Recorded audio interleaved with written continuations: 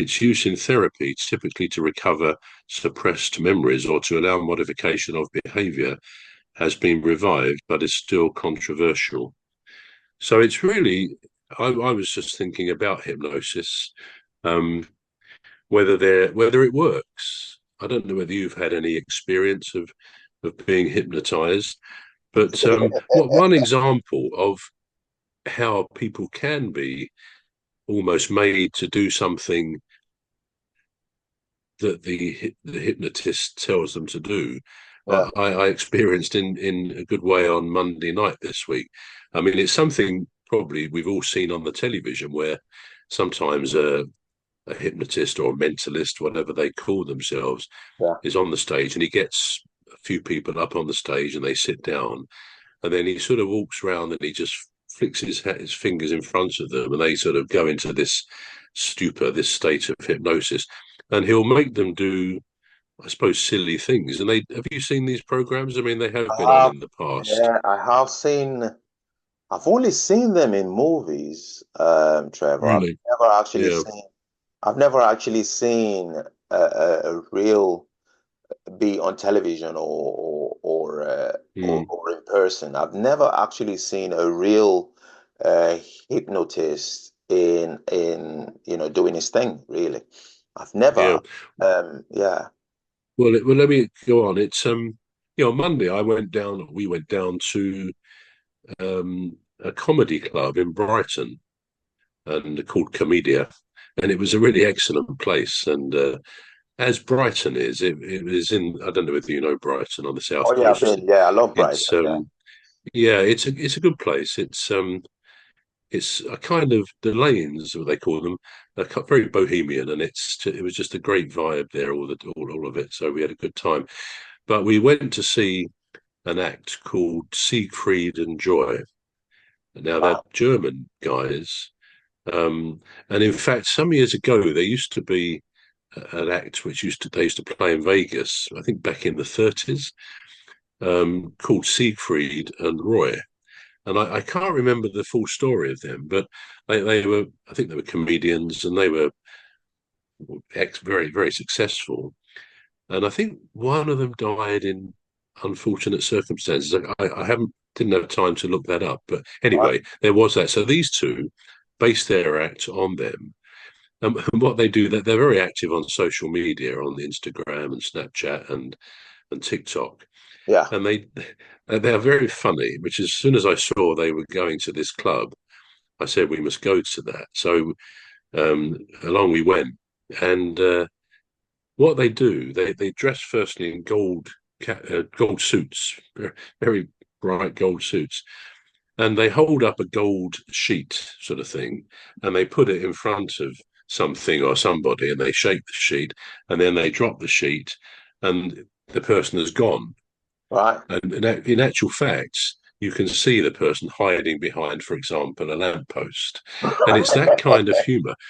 So they're actually it was a kind of magic show with a difference, although they did do some very impressive magic as well. But they were brilliant. I mean, I think they're going to become very, very big. They did go to Vegas a few months ago, and they sort of joked that it wasn't successful because their next step was Brighton, which sounded a bit of a come down. But also they're going to be at Glastonbury this year, so I would think that'll be quite successful for them. So remember that name, Siegfried and Joy, two German guys with very good English.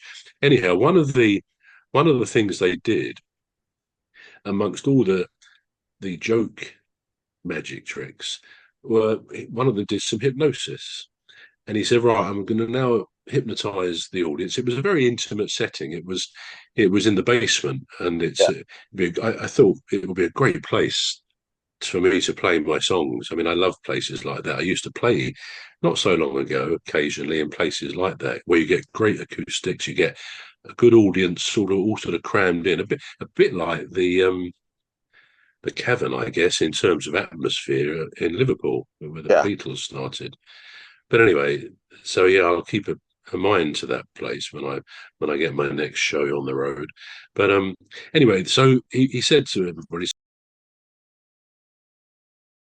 said, right, I'm now going to hypnotize you all. And of course, because it was a great humorous event, you didn't know whether he was being serious or not. So he said, no, he said, you're all going to just look and I'll hypnotize you all, which of course he didn't. But he called one guy near to us, actually, onto the stage. And he said, right, I want you to stand there. And this is what I have in the past have seen on TV once or twice. He said, right, when I tap you on your right shoulder, I want you to put your left arm up, just out like that. Yeah. And when I tap you on your left shoulder, put your right arm up. He said, so I might tap you on the side, but always put the opposite arm up.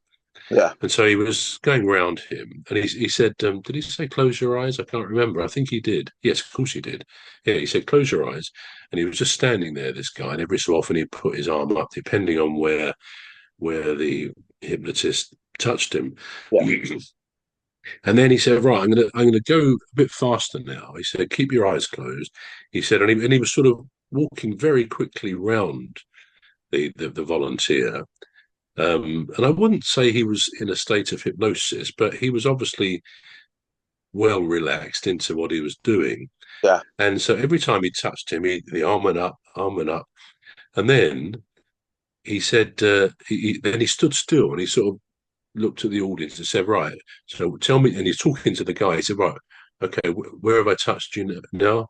And the guy's arm went up, Yeah. and then okay, he said, "Yeah," and he wasn't touching him. And he said, "What about now?" And the same arm went up, and then the other arm went up.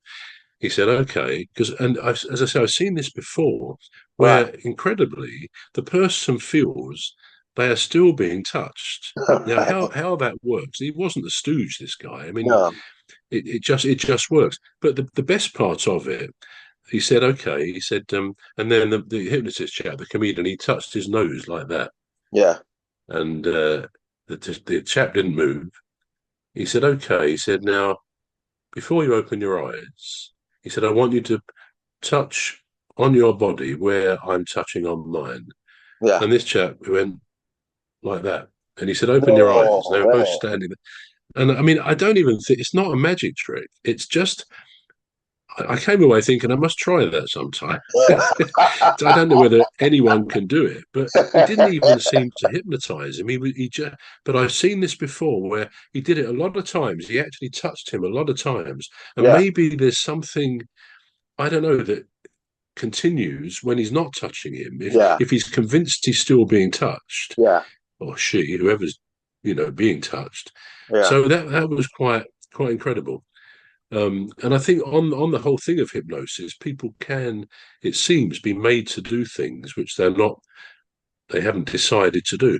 But there's always been a school of thought, I think, which says that somebody won't do something which will be dead against their philosophy, or if they knew something was wrong, Right. they wouldn't do it. So it's a real question. Just what is hypnotism? What is hypnosis?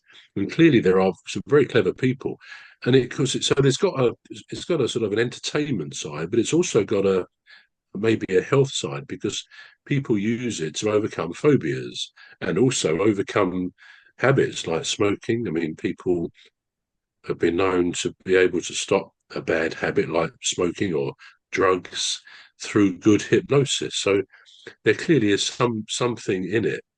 But really, my question would be, when it comes to curing phobias, Yeah. we talked about. You said you had a flying phobia last week. Yeah. Yeah. Some people are cured of that.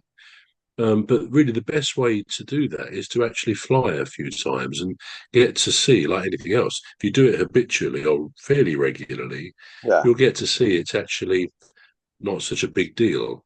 Mm. But question to you: would you think about hypnosis if you found you now had the need to fly Mm. fairly regularly? Would you go on one of these courses where they, fear of flying course, or would you see a psychiatrist, a hypnotist, to get some hypnotism, some hypnosis to help you through that? Do you think that would work for you?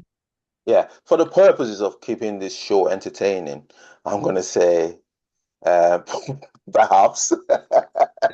But the honest truth, Trevor, between you and me, the honest truth would be